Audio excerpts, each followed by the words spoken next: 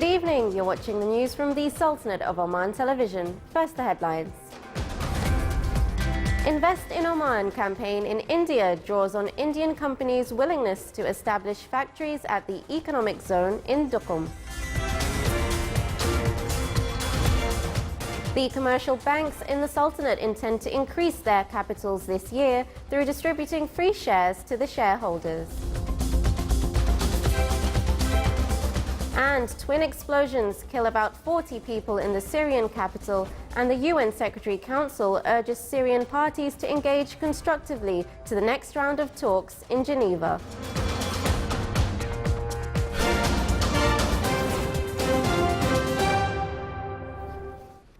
Those were the headlines, and now for the news in detail.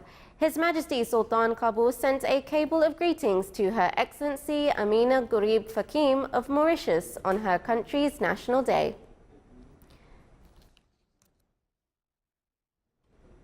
A number of Indian companies expressed their desire to establish their factories in the Sultanate. This was revealed at the end of Invest in Oman campaign in India. Deputy Chief Executive Officer of Duqm Special Economic Zone affirmed the willingness of Indian companies to establish an ammonia factory and another for chemicals in Duqm. Also, a company working in the field of heavy spare parts expressed desire to visit the economic zone. Meanwhile, an Indian company specialized in the hotel field requested to communicate with real estate developers in addition to some other companies specialized in managing schools and health centers. Earlier, Invest in Oman campaign lasted for 6 days in India and covered the cities of New Delhi, Pune and Ahmedabad. Commercial banks listed at Muscat Securities Market intend to increase their capitals through distribution of free shares to shareholders during the current year. The total capitals for the 6 commercial banks listed at the market amounted to 1,090 million Omani riyals at the end of last December, with an increase by 85.6 million riyals compared to 2015. Most of the commercial banks registered an increase in its net profits last year. Health experts and specialists from the Ministry of Health concluded their 2-day conference focused on the modern evidence-based approach that helps patients have a quick recovery after surgery. More details in the following report by Abdullah bin Ahmed Al-Rubai. A 2-day conference organized by the Minister of Health in collaboration with the Omani Society Anesthetist and Critical Care and Pan-Arab Middle East Era Society that focused on the modern evidence-based approach to enhance recovery after surgery concluded today. We're here in Oman to participate in this conference and speak in this conference on enhanced recovery. Particularly for me, it's very important that bariatric or obese patients are prepared properly before they have an operation in order to have safe surgery and then go home the day after their operation. This is helping to educate some of the surgeons and anaesthetists in Oman in these processes. The conference that gathered experts have had intensive discussions in the last 2 days that focused on the guidelines used to implement and promote more efficient method of speedy recovery after the surgery. Despite improvement in surgical technique, anesthesia and perioperative care, many surgeries, either major or minor, are associated with greater morbidity and prolonged stay in the hospital after surgery. So we are here today to discuss the early recovery after surgery protocols, which represent a fundamental shift in surgical practice in Oman, so we'll get the cost benefit and patient satisfaction from the surgery. It's worth mentioning that following initial success in Denmark in 2000, the ERAS collaboration was formed between centers in Northern Europe, Kehlets groups in Denmark, the Netherlands, Norway, Sweden and England, with the goal of developing and implement set of standardized peri-operative centers in order to achieve comparable outcomes in a variety of surgical specialties. The Enhanced Recovery After Surgery Conference is a conference that focuses on guidelines, whether they're medical or paramedical, nutritional, in pre-surgery and peri-surgery and after surgery. The main objectives that we focus on are to demonstrate the concepts, the fundamental concepts of IRAS as they are applied in many different medical fields. And the other objective is to demonstrate the benefits, whether they're economical or medical, in applying them. And the third is to brainstorm ideas on how we can implement IRAS in the healthcare institutions here in Oman. Hence, this is a win-win situation for both healthcare providers and patients, as IRAS protocol are a collection of multimodal care pathways designed to accelerate patients' recovery by reducing the surgical stress response and supporting the physiological function. And it reduced the length of hospital stay from 8 to 12 days to 2 to 3 days and reduced the hospital costs. Abdullah bin Ahmed al-Rubi'i, Sultanate of Oman Television, Muscat.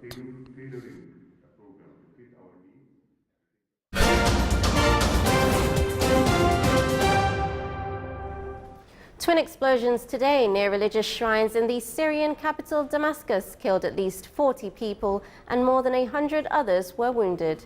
Syria State TV aired footage from the scene showing blood-soaked streets and several damaged buses in a parking lot, apparently where the explosions went off near a Bab al-Saghir cemetery. The cemetery is one of the capital's most ancient and is where several prominent religious figures are buried. There were conflicting reports on what caused the explosions. The UN Secretary Council is urging the Syrian government and opposition to engage constructively and without preconditions on the UN agenda during the next round of talks in Geneva. The Council called on the parties to fully implement the ceasefire established in December and urged countries supporting both sides to use their influence to help and end violations, reduce violence, build confidence, and ensure delivery of humanitarian aid. Staffan de Mistura, UN envoy for Syria, announced on Wednesday that the fifth round of talks would start on March 23rd. Agenda now addresses all issues related. The state of Hawaii requested emergency court intervention on Wednesday to halt a revised executive order from President Donald Trump placing U.S. entry restrictions on refugees and travelers from 6 Muslim-majority countries. Arguing that the new travel ban violates the U.S. Constitution, the state asked a Hawaii federal court to grant a temporary restraining order that should apply nationally. A hearing is set for March 15th, a day before the new ban is to go into effect. Nearly half of all private sector workers. The world faces the largest humanitarian crisis since the United Nations was founded in 1945, with more than 20 million people in 4 countries facing starvation and famine. Stephen O'Brien, UN humanitarian chief, said yesterday at the UN Security Council that without collective and coordinated global efforts, people will simply starve to death.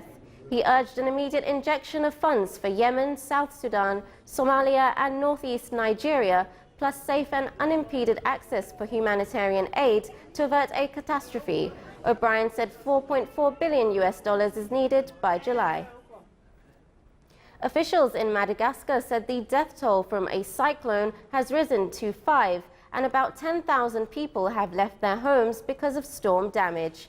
Media in Madagascar reported that power is down in some areas because of Cyclone Enawo, which made a landfall in the northeast of the island nation on Tuesday and has diminished in strength while moving south. Disaster management officials are warning of the threat of flooding, including in the capital Antananarivo. The government and aid groups have been providing shelter, water and other basic needs to those affected by the cyclone.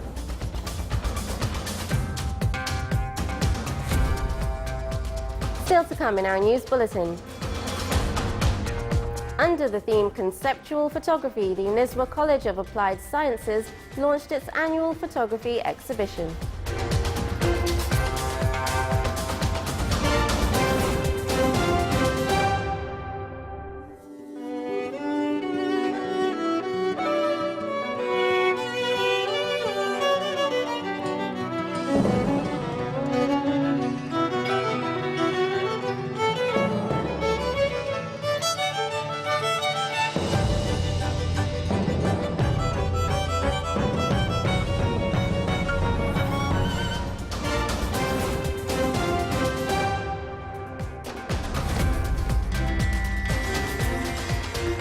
Welcome back to the news from the Sultanate of Oman Television.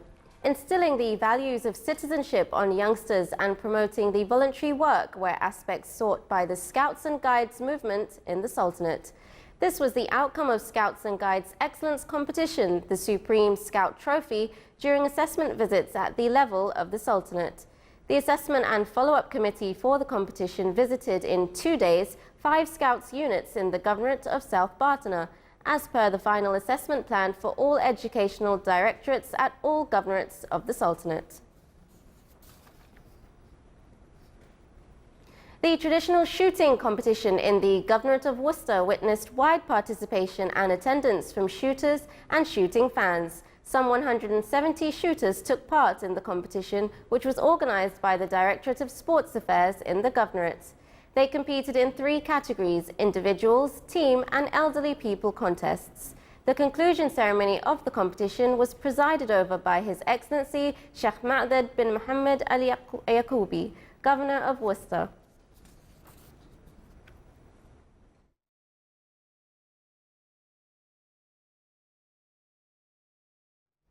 Nizwa College of Applied Sciences launched its annual photography exhibition under the theme Conceptual Photography. Here is a report by Saleh bin Khalfan Al-Rahbi. Conceptual photography is a type of photography that illustrates an idea. In this type of photography, photos reflect semiotic influence for hidden concepts and carry indirect messages. Nizwa College of Applied Sciences launched its annual photography exhibition this year under the theme of conceptual photography. Actually, the College of Applied Sciences, represented in the Department of Design, has initiated its photography exhibition under the title Conceptual Photography. The main aim of the exhibition is to showcasing the students' artwork in the photographic field, and is taking a new approach where the student has to give a concept behind his photography. The exhibition aimed to showcase students' talents in photography and to display more than 40 photos that the students produced during their period of study in the courses they took within the design program in the college. In addition, the exhibition was an opportunity for the community to see the students' skills in photography, which was a reason for the students to feel motivated. This exhibition contains a variety of photos from the students, and it was a good effort from the teachers and academic staff to have this exhibition to encourage the student to give more and more to give the world idea about what the CAS students are able to do. Conceptual photography was a result of students' ideas, yet the supervisors of the exhibition decided to use those photos to decorate the college buildings and offices in order to remain as an evidence of the capabilities of the design students and set an example for future students. From Nizwa College of Applied Sciences, Saleh Al-Rahbi.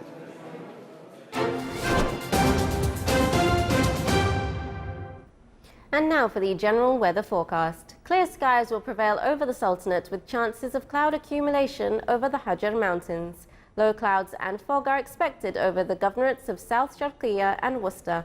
Winds will be northwesterly light to moderate. Seas will be slight with a maximum wave height of 1.25 meters.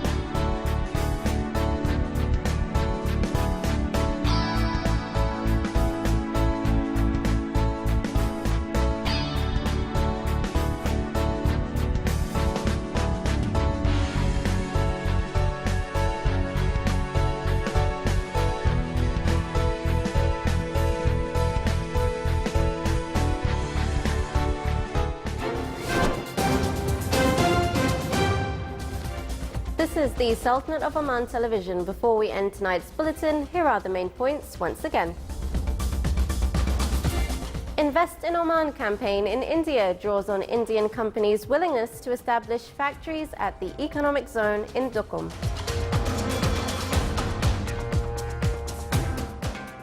The commercial banks in the Sultanate intend to increase their capitals this year through distributing free shares to the shareholders.